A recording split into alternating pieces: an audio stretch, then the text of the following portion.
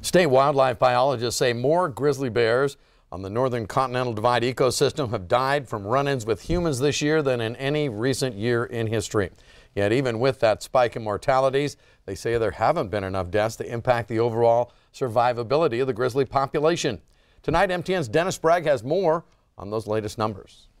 Wildlife managers meeting in Missoula say this has been a record year for grizzly deaths in the northern continental divide ecosystem.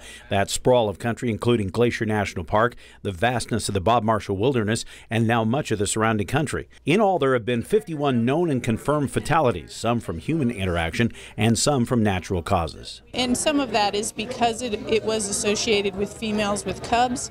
And so even if the female was killed, in some cases the cubs didn't actually die, but they were removed from the population, and so we consider those mortalities. Collisions with vehicles were by far and away the leading cause of deaths for grizzlies this year, but Costello tells me that's not unexpected, given the bears' increasing population and the fact that they're wandering over a much wider range.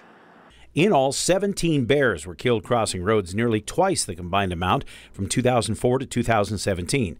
That's a spike, but biologists believe it's indicative of the overall population growth. It's not out of the range that we've seen. It's a little bit of an outlier because it's a little high relative to that trend, but it's still part of that trend. And not all those deaths are complete tragedies. Case in point was the collision which killed a grizzly sow last summer near Lincoln. FWP was able to save her 3 cubs and find them a new home in a zoo in Quebec, where they were recently named Alaska, Yukon, and Chinook in a contest. Some who've been criticizing data suggesting the bears should lose their federal protection as a threatened species worry the deaths could be twice as high, given that tracking only involves the NCDE recovery area. Costello says the spike in mortality still keeps the overall population within the targets biologists consider a healthy population of grizzlies along the northern divide. We don't see anything alarming with the numbers that we see this year. They're within the thresholds that we have set previously. In Missoula, Dennis Bragg, MTN News.